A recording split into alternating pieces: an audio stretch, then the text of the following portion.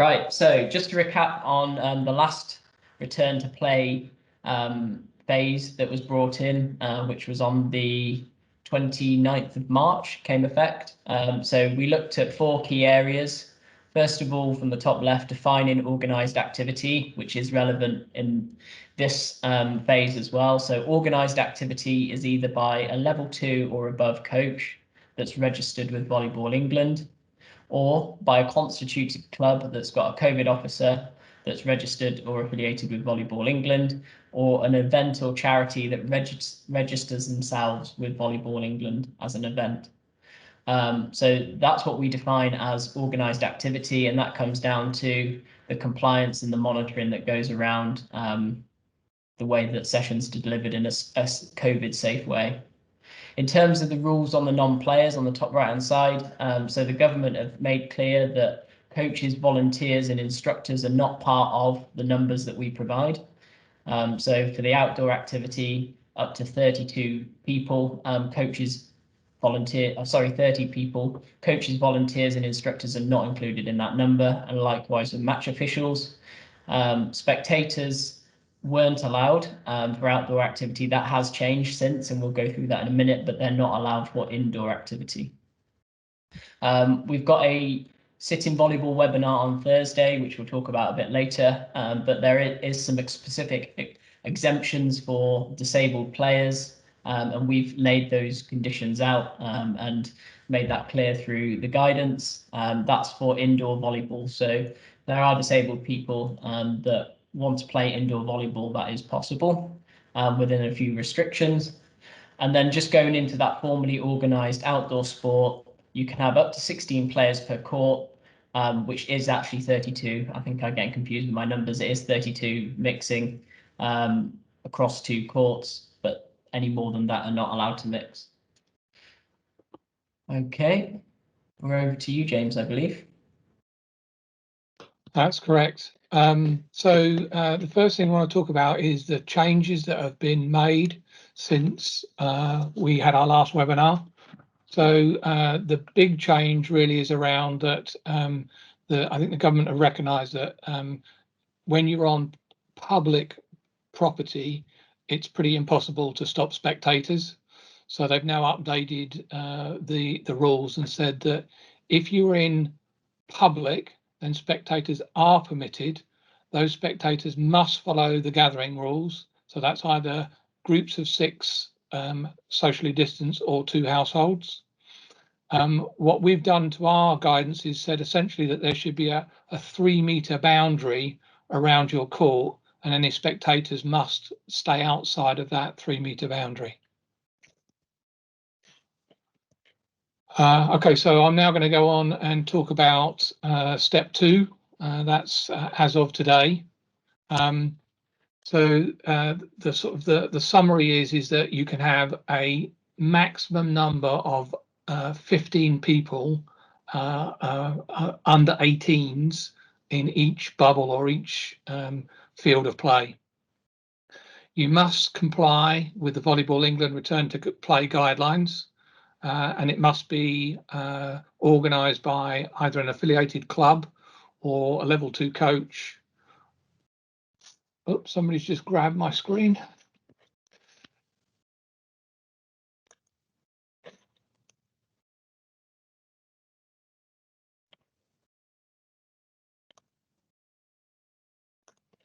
don't quite know who's doing that.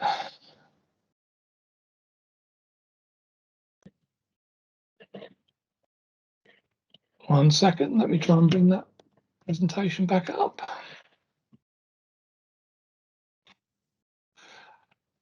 Yeah, so I'll keep talking whilst I pull that back up. Basically you have to be a registered club or a level 2 coach or above, or you have to be a charity or registered with us to provide that event. So, 1 second. Whilst you're doing that, James, I'll bring in Dave Gunter, who's got a question. Well done. Dave, do you want to unmute yourself?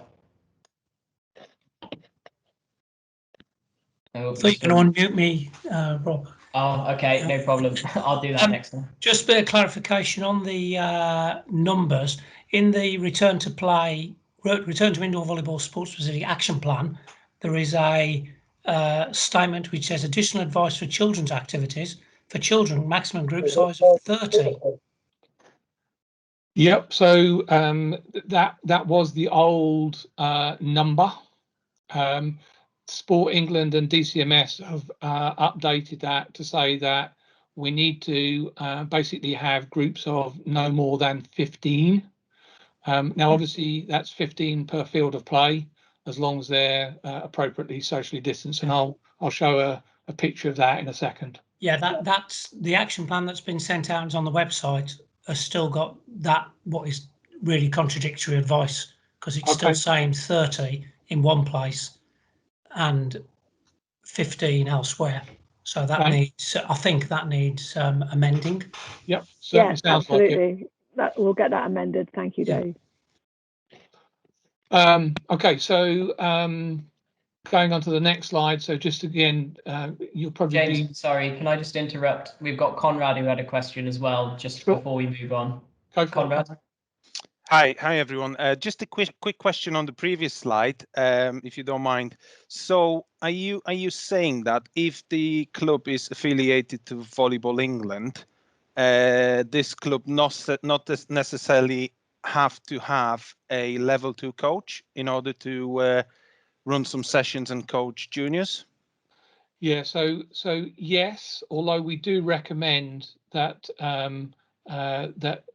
any junior session is led by a level 2 coach. Now, it's not an absolute mandated requirement, but it's our recommendation. Okay, and the second question, if you don't mind, you might cover that later on, but are there any plans for any sort of coach courses? Just to give you a bit of a background, I'm the owner of the Bradford Eagles club, who's quite a new club. I've created everything in 2017. We had the adults mainly sessions, and we joined the competitions in Yorkshire Regional League for both men and women. And basically, it was basically 2017-18 when we started everything. We were trying to upskill our coaches and referees, and we've not managed to get to that level 2 course. We managed to get level 1, the referee courses, but we've not managed to get to the coach level 2. So are there any plans for any level 2 courses? I know it's going to be quite difficult in the COVID situation in the country, but yeah, just going back to my question, are there any plans in the near future? Yeah, so the way that the coaching courses work is essentially that you register an interest in having a coaching course, and then when we have enough people to fill a course, then we run the course. Now, I've probably oversimplified it, but that's essentially the first step. So if you register interest, and particularly how many people that you've got interested, then that really helps us in planning and putting the courses on. Okay. And I think Conrad, over the next few weeks, we are going to be launching. There's been quite a few changes in the last year to the coaching standards, so we'll be sort of relaunching all of our level 1s, level 2s, etc.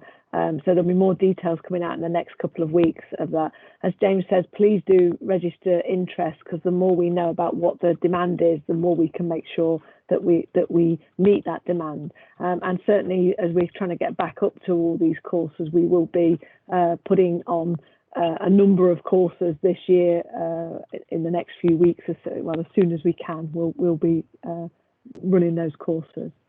Thanks. Okay, thank you very much for that. Thank you. Question from Stuart. Yeah, hi. I'm a bit slow on the take up here by myself. Can I ask something on the outdoor play? And this is just relevant to my area. We have a number of people organising volleyball events, and I know for a fact that one group is not affiliated to anyone that I'm aware of. So what is the guidance for those people as well? Because I'll have to raise it, because they play on our grounds, you see, outside our sports centre, and people keep confusing them with us. So it's better I'm clear with it. If they're a registered charity, do they need to affiliate to Volleyball England? Yeah, so basically the reason why we ask everybody to be registered with Volleyball England is because we're the governing body that gives out the guidance that they need to follow. So enable for them to be able to do what's known as organised sport in this context for COVID purposes, they need to be registered with us so that they know and understand and can follow the guidance that we issue. So yes, they do need to be registered with us in some shape or form, whether it be as a charity or as an event or as a club or having a registered coach. They must register with us in some shape or form. All right, thank you. Yeah, In terms I of will tell them. Good. In terms of the guidance that applies to unorganised sport, casual sport, it's basically that that they have to comply with the limits that are set outside. So that's the rule of 6. So outside rule of 6 is permitted. Okay. All right. Thank you. You're welcome. Okay, so I'm now just going to very quickly run through what the kind of requirements are for these under 18s indoor formally organised volleyball. So usual rules. So first of all, you need to follow the government and venue guidance. So that's all of the usual stuff like, you know, don't come if you've got any of the symptoms. Make sure that when you travel to the venue, as much as possible, you either walk or cycle. If you do go on public transport, wear a mask. I'm not going to go through all of the guidance, but it's just the usual guidance around that. As an organizer, it's really important that before every session that you make sure the volleyballs are appropriately cleaned, and that also that you go through with all of the people who are coming, both your risk assessment and the rules that you've got for that session, and that they formally opt in to accept any residual risk. For every field of play, so basically for every court and its surroundings, you need to have a COVID officer, because that COVID officer's duty is to make sure that all of the COVID rules are followed. Right now, that's 15 people per field of play. You must make sure that for test and trace purposes, you have a record of the names and contact details for all of the people that are there. When you're doing your training activity, you must ensure that everything is designed to avoid any face-to-face contact for greater than 3 seconds, that there should be no shouting, and that you should have a break in play every 20 minutes where the players sanitize their hands and the ball is wiped down. When you move into match or competitive play or even training play, you need to do a few extra things. So first of all, you need to make sure that people aren't doing high fives and hugging each other. Got to minimize that contact. When the first team gets to 15 points, there's a 60-second timeout so people can sanitize. You need to clean the ball between sets. If you are having officials, they need to be kept to a minimum. And they shouldn't be using any kind of mouth-blown whistle. They can have electronic whistles or hooters or air horns, but as long as it's not mouth-blown, that's fine. They should be using their own pen. And when you get into competitions, then the ref becomes the person who has the power to expel anybody if they do anything that, in their view, is a COVID risk activity. After the volleyball activity, you need to follow the government and venue guidance. So, for instance, if there's a one-way system in the venue, you must follow that. If the changing rooms aren't to be used, then obviously you need to exit. Additional advice, obviously, for children's activity, club welfare officers and carers don't count in the number and should be present for to provide those safeguarding roles. In terms of parents, you need to think about how parents can safely drop off their kids. So you don't have a mass of cars all arriving at the same time, or if they do, they can be spaced out as they deliver the kids. And parents should not stay and spectate. Children indoors are not allowed to have spectators. And then the last thing is, I sort of mentioned this earlier, it's really, really important that you have an up-to-date risk assessment for the current situation and that you have the relevant risk mitigations in place so that whatever you're doing for your particular set of circumstances is as safe as reasonably practical. Any questions on that? No? Okay, so just a few. We got one from Daniela. Sorry, James. Just coming. Okay. Hello, everyone. Hi. Just a quick question. Do the coaches and volunteers need to get a test before starting the trainings, you know? So the answer to that question is no, they don't have to. We would recommend that they do. Everybody is now entitled to 2 lateral flow tests per week. And those lateral flow tests should be, obviously depending on the situation, if you're doing no other activity, then it'd be great to do it within 24 hours. But if not, if you're doing other activities and you want the lateral flow test for that, they should be equally spaced. Okay, cool. Thank you. Thanks for the question. So just a couple of diagrams. There's lots of questions about how does this work then in practice. So if you look at the grey rectangle on the left with the blue dots, what we tried to demonstrate here is this is 2 badminton courts in a hall. And what we're saying is that you need to look at how those courts are laid out in your hall specifically, and then figure out what lines you would use to make sure that there's 2 meters between the courts.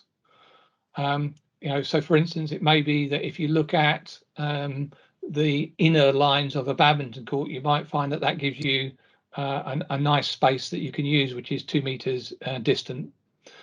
And what we've shown here is that on the with those ones there, you've got 8 on the left and 6 on the right. So in that situation, if that's the setup that you've got in your particular hall at a particular time, then that gives you 14 players in total, and therefore you're able to mix between the 2 courts. Now, ideally, you wouldn't do mixing. You want to try and keep the kids in bubbles as much as possible. Every time you mix up your bubbles, you increase the probability that one of the kids has got COVID, and therefore you increase the risk. But it's not disallowed, it just is good practice to keep them down. The middle diagram shows that if you were thinking about playing a game and you want to play 6 on 6, then that's possible. But clearly in this situation, there's no room around the court for anybody else to be there and to be socially distant. So in that situation, that would be the maximum that you could have and be part of that particular session. Now, the one on the right hand side is if you've got a facility that's got a lot more room about it, then at that point you can then go up to the full maximum of a 15 and have players that are socially distanced from each other and socially distanced from the court, and that would allow you to have 15. I'm going to do one more slide and then I'll ask for questions. Now, if you're in a situation whereby you've got, you know, 2, this is meant to represent 2 full-size courts with sufficient space around it, then you could have 2 courts with 15 players on each court, but each group would require a COVID officer and they should be treated as individual sessions, and there should be no mixing between the 2 groups. At that point, I'm going to pause, and I can see Giorgio's got a question for me.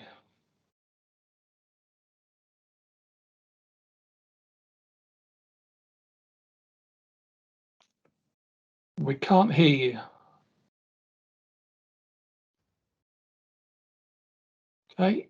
It might be worth typing it, And Giorgio. at the end of the training, these 2 particular groups play a tournament against each other. So if they were playing a tournament against each other, then you've got 12 players there. Sorry, you've got 15 players across. So you'd be playing 6v6 in each of the individual matches. Is my assumption? Is that correct? Yes, let's say that I got 4 teams training separately for a duration of a training camp, but at the end of the training camp, we want to create a mini tournament. So each team will play against each other. Is possible or not? Yes, that is possible. But what you'd have to do is you'd basically have to sort of say, okay, I'm doing my risk assessment. How long should I leave it between the matches? What sanitization do I need to do to make sure that's okay? But what you mustn't do is kind of, I don't know, have running substitutions and everybody playing everybody all the time. It's keep them as separate as you can and have a break between matches. I appreciate it, James. Thank you. It's clear now. Thanks. Okay, Conrad. Yes, thank you. So regarding the COVID officer, what are the requirements or responsibilities or qualifications of the COVID officer? So basically, we've actually got, I believe there's still up there. There's a little role description for the COVID officer, but essentially, it's somebody who understands all of the COVID rules, understands your risk mitigation plan, and is responsible for ensuring that everybody plays and acts during that training session to make sure that those things are delivered. They can be. There's no reason, for instance, that it can't be the coach. It just has to be somebody who really understands the rules and makes sure that they're delivered. Okay, thank you. And Rob's kindly pasted that job description in the chat. Thank you, Rob. Any more questions before I move on to the next slide? No. Okay. So just talking about the other individuals. So coaches are absolutely allowed, and they are exempt from the rules of gathering and are not counted in the social gathering limits. So that means that you can have 15 players plus a coach. Match officials also are not included in the count, but they must remain socially distanced from the players at all time. And similarly, club welfare officers and other volunteers are also not included in the count. And as I mentioned earlier, spectators are not permitted within indoor facilities until a step later in the roadmap.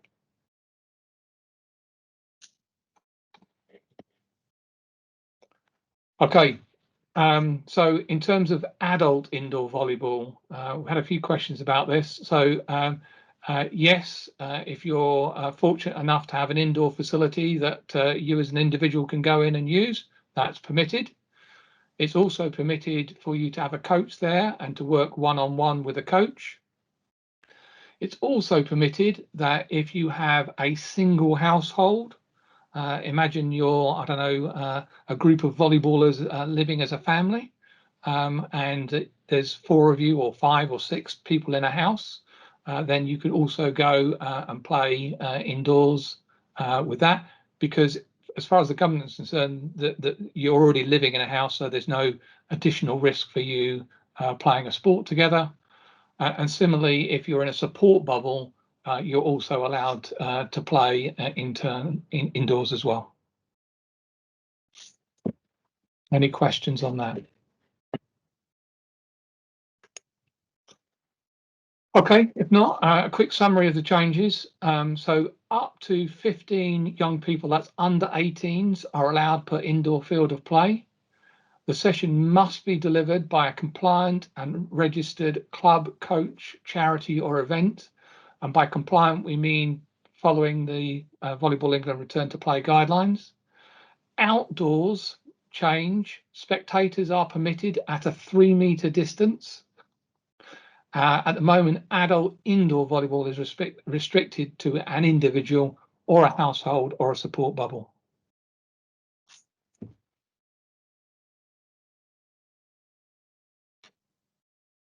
No questions?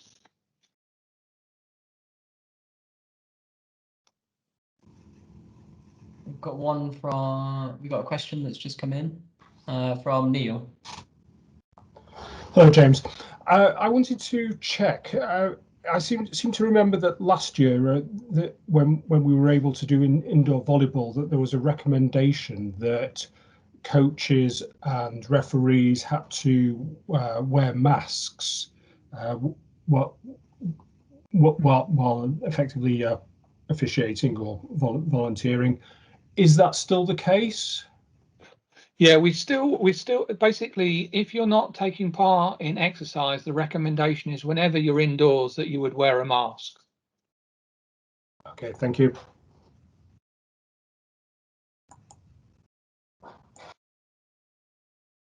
Okay, moving on to Sue. Okay, thank you for that. We'll come back to some more questions if in a few minutes if people are thinking of things that are that have come up so far.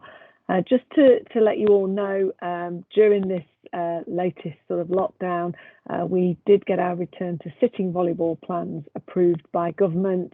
They took a little bit longer due to the sort of specific nature of the sport and of the people playing that sport. And we had to add additional mitigations into that. And we were extremely fortunate that the Volleyball England Foundation were able to bid for and successfully get a grant to provide a COVID secure net to all sitting volleyball clubs.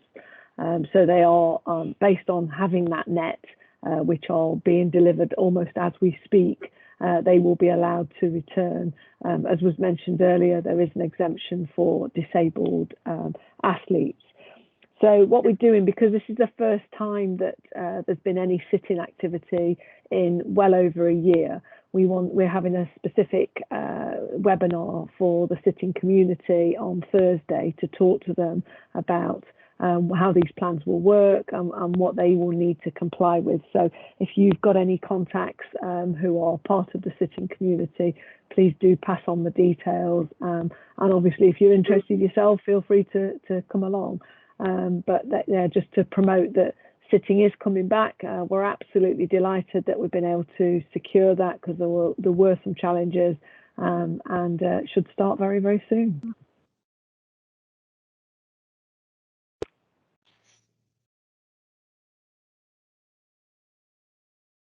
Okay, I'll go through these. So the key dates, just to be aware of, as you can see, we're 3 steps into the government's phased return to sport. So the next phased return is step 3, which is adult indoor volleyball, which hopefully will come into effect from the 17th of May at the earliest. So just to make you aware of the next steps. We will have a meeting once we get our Sport England and DTMS guidance on the 12th of May. Communication will go out likely by the 14th of May, and we'll be holding a webinar like this on the 17th to provide you with the detail and be able to answer any of those questions. So yeah, just to give you a bit more information about what's next ahead of us. And just on that point, I think it is just worth mentioning the reason that's such a tight timescale is that government don't make the decisions around what will be in those guidelines until 1 week before. So the earliest we're going to get to find out about that information is sort of Monday the 10th, but most likely by Wednesday the 12th. So it is quite a tight turnaround, and I think it is just worth clarifying with people that it's not us choosing last minute. We would much rather be able to give you the information now. It's just not available and won't be till a few days before. Great. So here's your opportunity. If you've got any other questions about any of the things that we've discussed or anything wider relating to this phased return, feel free to ask them verbally or through the chat box. And I think it's just worth mentioning, we are meeting regularly with Sport England and DCMS, government, around all these plans and what's taking place. So if there's something that you wish us to raise on your behalf in relation to those plans, then please do let us know that as well, because then we can forward those as part of our questioning when we meet with them. Thanks. Thanks, Sue. Okay, so we'll start with Giorgio. Yeah, sorry, just a quick question regarding the indoor return for senior players. Let's say that the announcements are going to be positive. Do we have a plan? Let's say a mini league or return to competition is during the summer in preparation for a new season. Have we got anything scheduled to just start it straight away? Should the government say, guys, let's go ahead with it? Have we got any plan already up in our sleeve? James, don't be shy. I was going to leave that one to Sue. So the answer is that as part of the big ideas session that was talked about a few weeks ago now, we did look at some ideas which are currently being developed as some kind of how would we kind of celebrate the return to play. It's probably not likely to be sort of a sort of a league or anything, on the basis that what we see at the moment is that people are quite nervous about. Sorry, I'll take that back. There's a huge disparity. So we've got some clubs who got no facilities, haven't got any dates, got a lot of nervous players and don't want to get back. And then we've got other clubs who are all up and running and are very keen to play. And it's quite a disparity across the piece. Even where we've got clubs up and running, the feedback is that they're nervous about travelling long distances. It's quite likely that we won't be able to do overnight stays. So what's more likely to happen is something more local rather than something that involves long distance travel. But we're still working on it and we'll keep you updated as we go forward. And I think just to add to that, Giorgio, the government advice for this summer is to be outside. And we absolutely want to support that advice. You know, ultimately, we're all here to keep everybody safe. And so, you know, yes, we will be, there is a phased return and a roadmap to getting people back inside. But while ever there's an opportunity to be outside and, you know, either on the beach or on the grass or whatever, then let's take that opportunity. And we'd certainly encourage people to use this summer to get themselves practicing outdoors as much as they possibly can, so they're completely in line with government guidance. I appreciate it. Thank you, James and Sue. Okay, thank you. Francis? Hello, I've just got a couple of questions regarding junior volleyball, please. So basically, we've got more than 15 players in the squad. If we're going to have more than one training session a week, is there any requirement for the same 15 people to attend each, you know, the sessions, or can some attend 2 sessions a week? Does it make sense? Yeah, no, absolutely. So the guidance from the government is that wherever possible, you should keep bubbles of 15 together. However, they do not, and we do not say that you can't mix. So best practice is to keep the bubbles the same, but if that's not possible, then it is okay to mix. Okay, thank you. And the second question is, could you please clarify if the same coach can run more than one training session? Or do they have to be tying with the same 15 people, if you know what I mean? Yeah, so again, this gets a little bit complicated. Yes, you can have one coach who's running multiple sessions, but essentially what you're trying to, but at least two caveats though. So the first one is that you do need a COVID officer per session.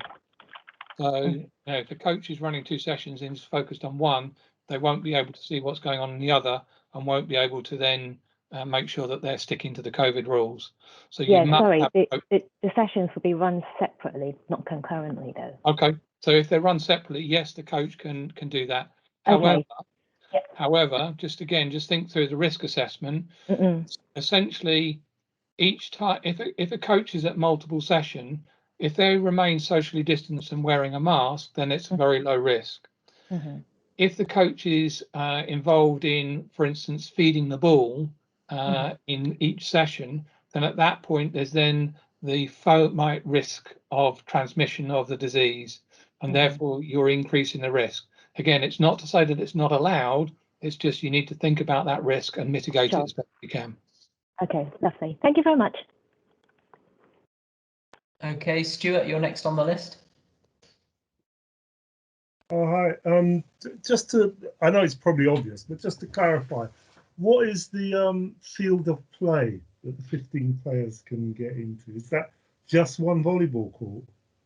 Yeah, so again, it's really difficult. So yes, what we talk about when we talk about a field of play is sort of the international definition. So a field of play is the playing area, so the 9x18 court plus the surrounding free zone.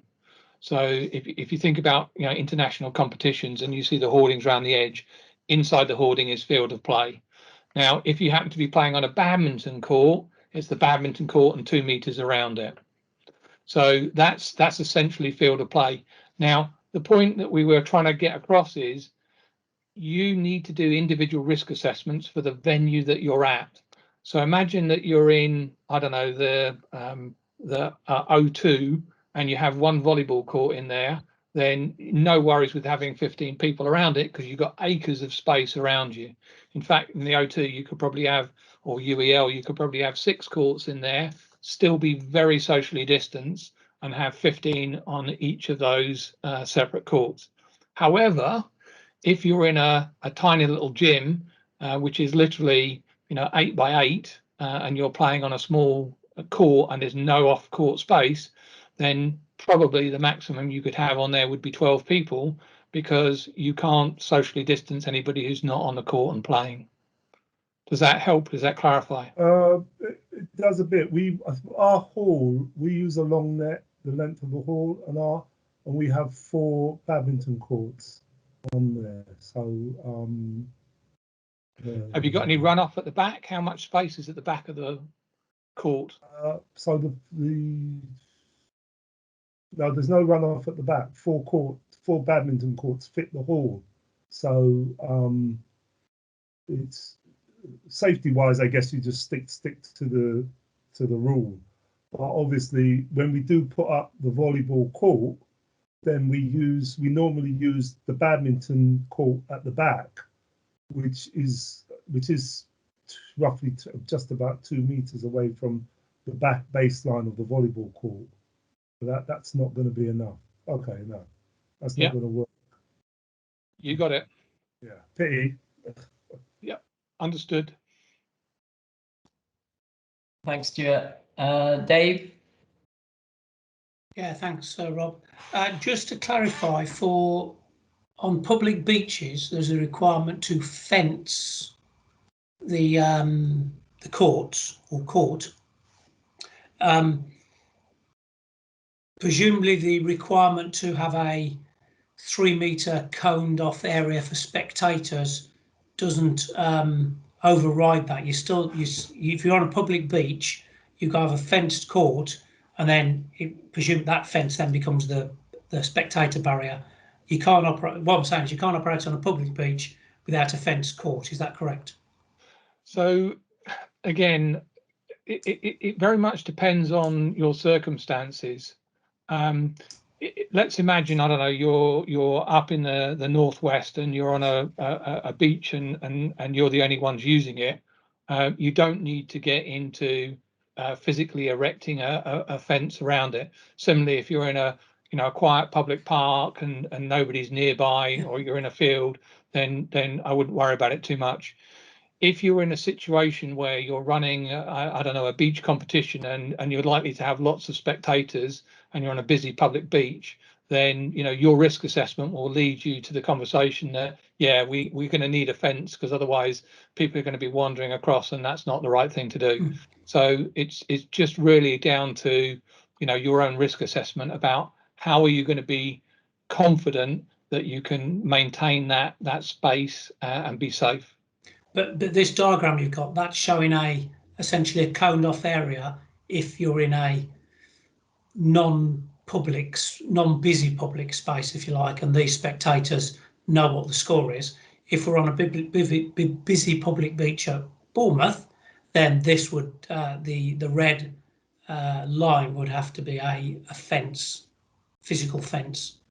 Yeah, I Yeah, mean, yeah. literally, that's exactly what we're saying. Yeah, You know, yeah, and it might be, you know, I sort of joke aside, but you know, the 3 meter boundary could be people's kit bags sitting at 3 meter, and then if anybody comes closer, then you just say, can you just stay outside the line of kit bags?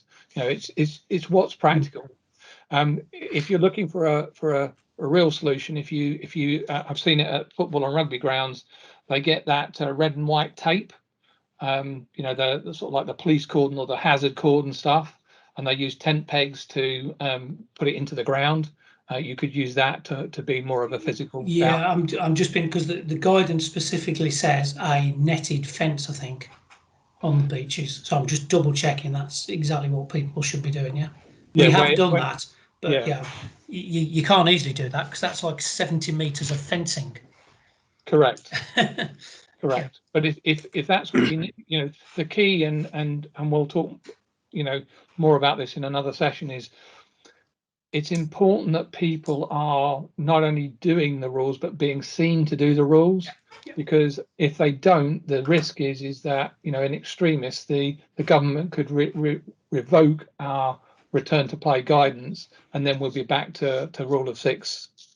So it's really important that people actually. No, I understand that, James. I just wanted to double check and clarify to make sure we're doing the right thing, and also we can't slightly do different things if we need to. Thanks. Sorry, Dave, just on your point there, if you don't mind me jumping in, right across where I live, there's a local park, they play football, and they use these like mini cones, and they just put them, you know, like every 3-5 meters outside the football pitch, and it stops people, you know, getting too close, etc. That to me would seem to be a sensible compromise. Yeah, but we did do that when we had a very quiet beach and we hadn't managed to sort the fence out, and we got a bit caught out by it. But since we put the fence up, but when the beach gets busier, actually that is quite difficult because you're on a public open beach and people just wander across. And of course the balls, when you've got a training session, go off on the wind and go off down the beach, and then the kids chase them, and then they're in mix it, you know, so that's where you'll get problems. But yeah. Thanks. Sorry. The other thing to pick up on, which we haven't talked about in this webinar, but we did in the previous one, was around funding for clubs to get compliance with return to play and COVID safety. And I know a number of clubs, it might even be Wessex as one of those clubs, that have applied for funding to things like netting, fencing and so on, could be definitely classified as something that's a requirement to get volleyball back happening. And Sport England have got a fund which we can share with people if you are interested in a club in accessing a bit of around £1,000 to get the right equipment. Yeah, Rob, we did. Sorry, so we did get funding, and we are still using that. Thanks, but it's actually the practicalities of sticking a fence on a beach every week of 70 meters is quite a big effort. Whereas we've actually managed to persuade the council that we can have a permanent fence around the 2 permanent courts, which is great. But yeah. Yeah, just to clarify that the grant is probably going to close at the end of April. So if you want some money from it, you need to crack on and get your bids in, because there's still plenty of money left, but the government's going to close it at the end of April, so we understand. Thanks, Dave. Deb, you're next on the list.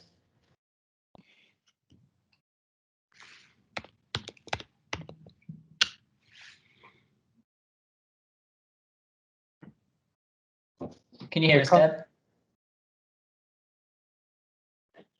We can't hear you, Deb, if you can hear us. Right, Deb, we'll go over to Conrad and see if you can sort your audio out in the meantime. Conrad? Yes, you've mentioned about the funding. Is that the Back to Volleyball grant, or is it a different one? No, it's the government's return to it's community grants for any sports clubs to apply to Sport England to get some funding. So we'll certainly post the link to how to access that funding on the chat here once we've clarified it. But it's from Sport England, not more. I think I've tried to access this chat because I think you've mentioned Rob shared something, but I cannot see the chat. So able to send this on via email, perhaps, or it is available on the VE website already. oh, is it? Okay, that's fine. I'll have a look. And back to the. But please feel free to drop us an email to info@Volleyball England, and we'll certainly send you anything that you haven't got.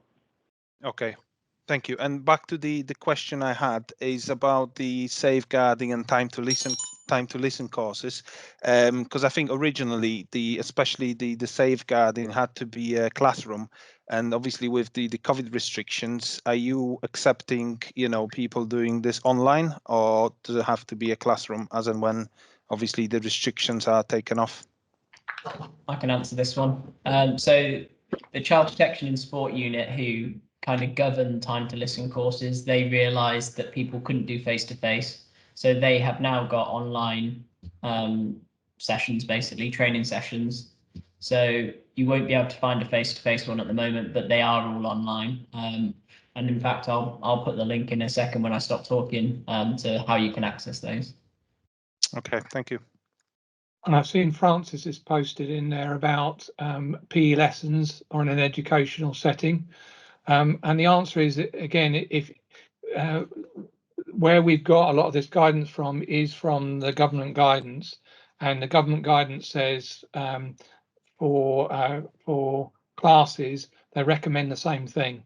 So they recommend that you have one teacher per 15 children and keep the bubbles separate. So we're consistent with that. But again, as usual, it's a guidance, not an absolute requirement.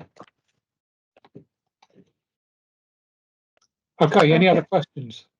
Deb, are you able to ask your question now?